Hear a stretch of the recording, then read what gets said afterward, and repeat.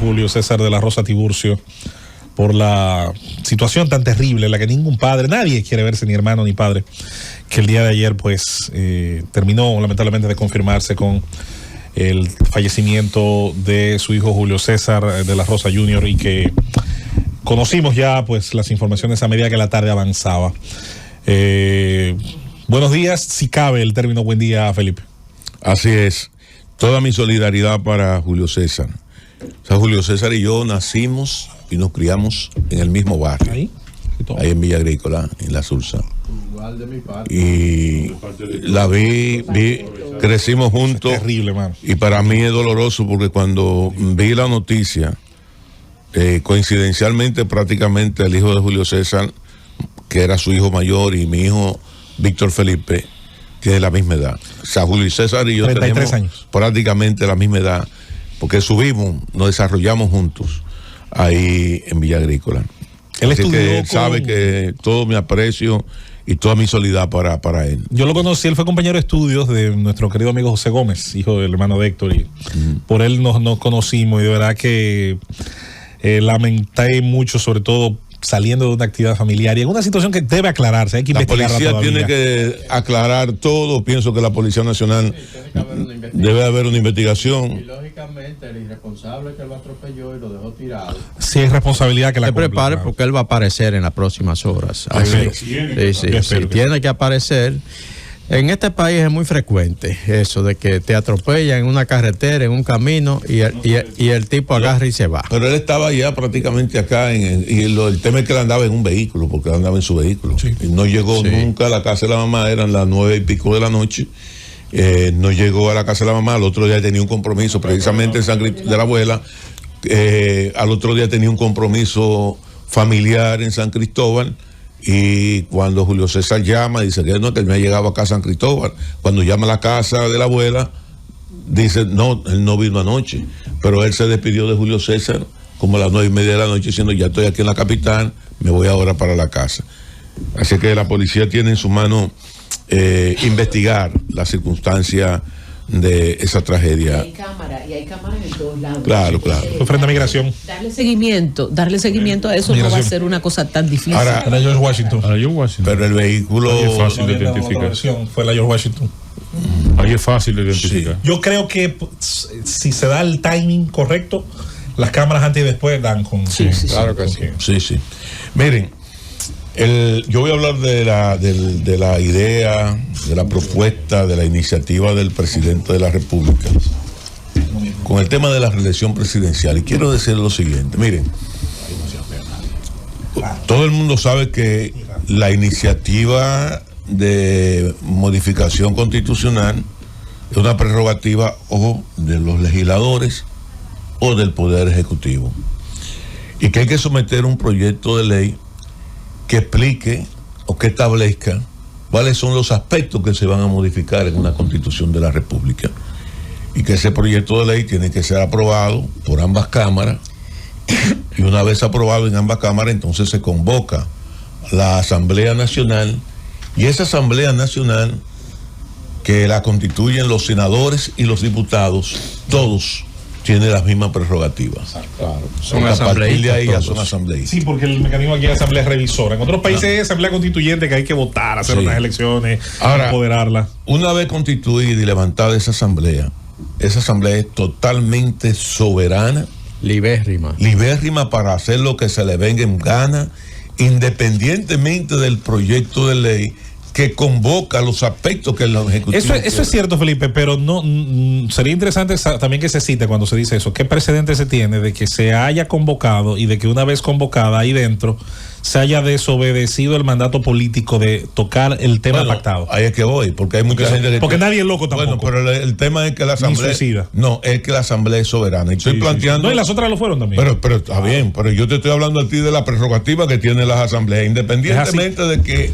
No lo digo porque ahora se vende el peligro de que vaya. Pero es que es cierne. O sea, parece que ese peligro no existió. No, escúchame, por favor. Es que yo. No lo digo por ti. Es que el tema no es un peligro, es que es soberana. Sí, es así. Y al ser soberana, esa asamblea, una vez usted abre esa ventana, ahí cualquier decisión puede surgir en función del interés particular de un o dos o tres o los asambleístas.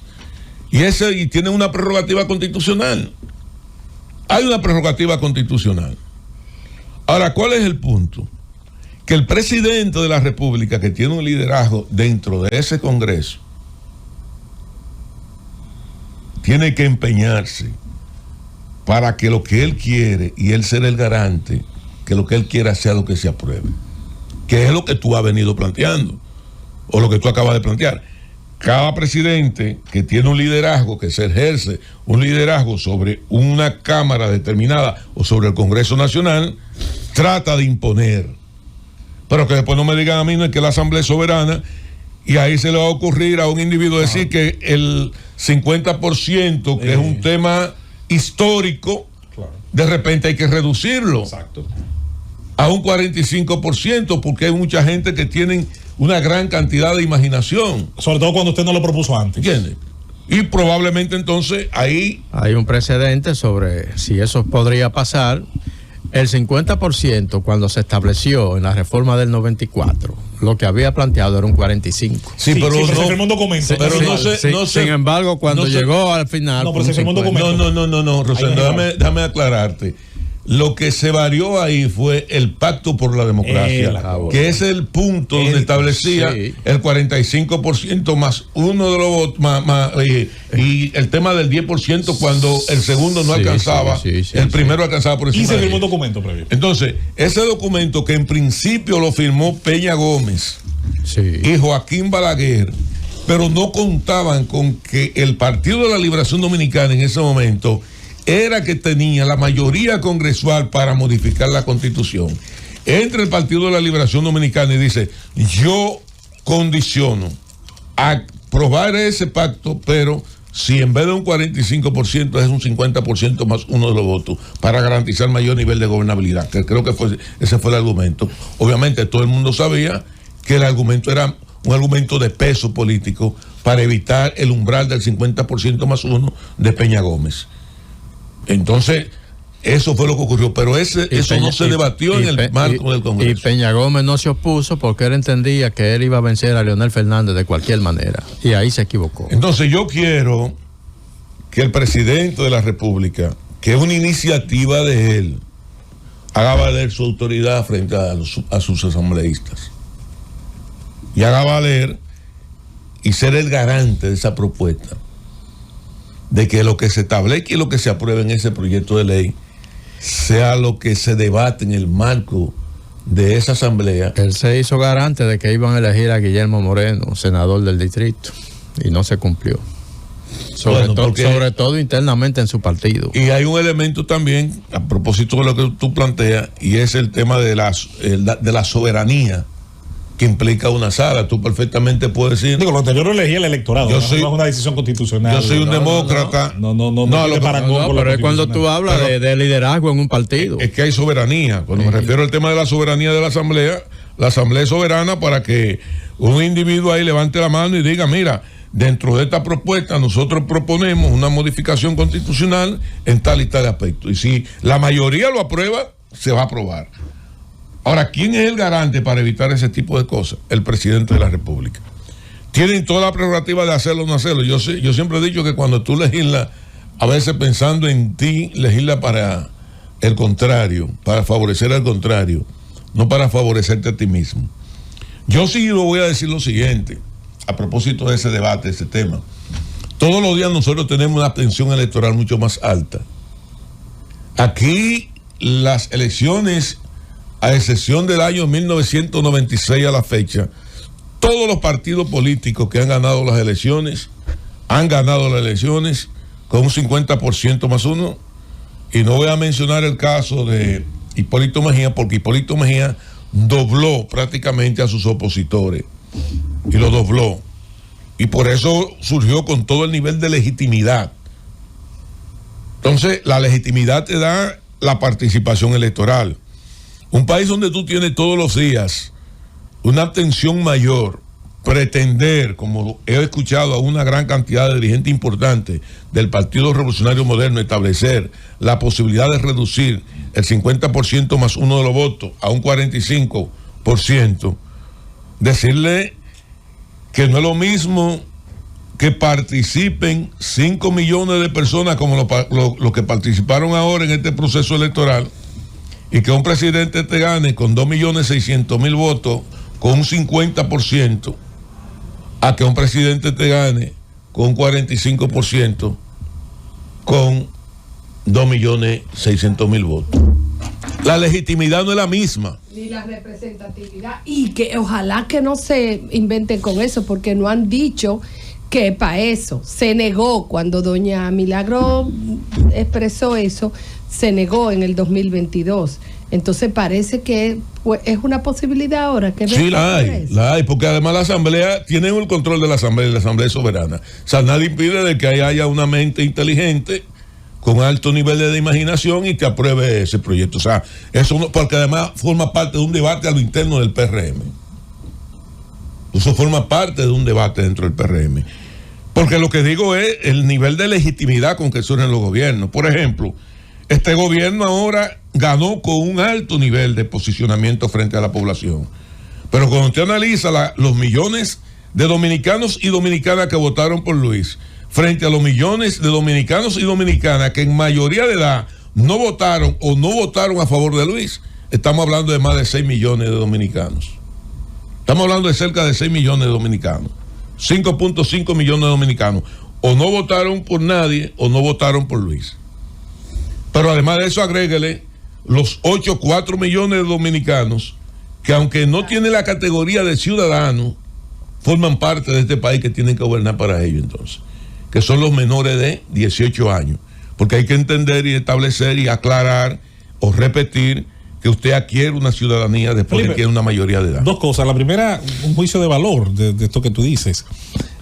Cabría pensar que quienes hagan algo como eso no serían capaces de medir el costo político, el daño político que se harían. Es decir, si en esa asamblea, como tú dices, alguien se levanta y dice, ¿sabes qué? Vamos a cambiar el orden político dominicano, vamos a convertirlo en una monarquía. Obvio, en esa aventura loca, primero, quienes le acompañen o la misma persona que dice eso, tendría que no calcular el daño político que eso tendría. Por otra parte, el 270 de la Constitución, en su artículo, donde se convoca a la Asamblea Revisora, dice, entre otras cosas, que cuando se ordene la reunión de la Asamblea Nacional Revisora, tiene que contenerse el objeto de la reforma e indicar los artículos de la Constitución sobre los cuales versará. O sea, no se hace en nocturnidad y acechanza. ¿Cuál es el alcance? El alcance, pero la Asamblea es soberana. No se puede decir nocturnidad y acechanza. Pero es que la Asamblea es soberana. La Asamblea tiene la posibilidad, de variar si se todo introduce eso. algún elemento, discutirlo. No puede, no sí, puede. Sí, No sí, puede. Tiene que versar sobre la necesidad de la reforma. Ahora, la decisión sobre esos temas sí es libre. Pero lo que se discute se tiene que decir. Lo dice el 270 de la Constitución. Una vez se convoca a la Asamblea en función de esos objetos que tú estás planteando. Sí, ahora son los objetos. Ahora, una vez, escúchame, una vez instalada la Asamblea quiere el carácter estrictamente soberano. Sobre los temas que le han... No necesariamente sobre los temas que... La ley que declara la necesidad de la reforma establece el alcance, los puntos, los temas. Claro. Ahora, quieren ver otros temas, tienen que volver a la Cámara de Diputados y se modifica la ley que declara la necesidad de la reforma. Ahora, porque tampoco son otro poder, esa es la Cámara de Diputados. ¿Cuál sería el argumento para justificar reducir el porcentaje para ganar en primera vuelta? Porque miren, señor, y si es que está en plan, porque eso se está suponiendo. No, pero yo no lo estoy suponiendo. Yo estoy diciendo que hay debate interno del PRM. Desde el 2004, porque he conversado con muchos dirigentes del PRM. Desde el 2004 han ocurrido en este país 6 procesos electorales y en todo la decisión ha sido en primera vuelta con el 50%. Por eso hablo de la legitimidad. Por eso hablo, porque una cosa es la legalidad con que surjan los gobiernos y otra cosa es la legitimidad. ¿Qué ventaja tiene el 50% más uno de los votos? Que te garantiza un nivel de legitimidad para tu gobernar.